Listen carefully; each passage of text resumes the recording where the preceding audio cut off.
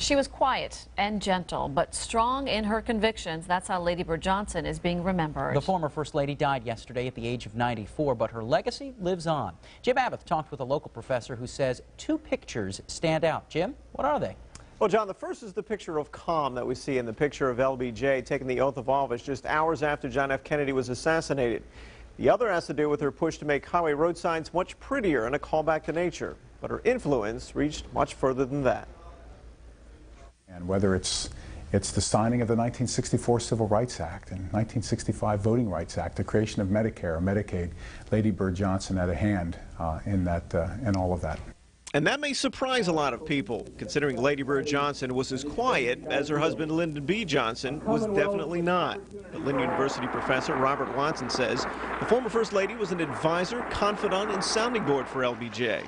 He says with her passing this week at the age of 94, her lasting legacy may be the beautification initiative she helped start in the 60s. She planted wildflowers in rural highways all across the country, and then followed that up in retirement. For her 70th birthday, she created the National Wildflower Research Center, which is still in existence and has been renamed in her honor.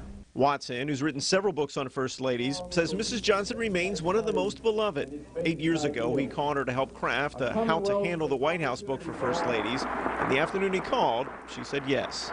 That very same afternoon, I called Roz Carter's office, Betty Ford's office, the other First Ladies, and I said, Lady Bird Johnson said yes. As soon as their offices found out Lady Bird Johnson said yes, everybody said yes. In fact, Watson calls it remarkable that in Mrs. Johnson's 30-plus years in the public eye, during which she served on the boards at the University of Texas and the National Geographic Society, she wasn't privy to any scandal and she didn't make any enemies. And in Watson's words, it's quite a legacy.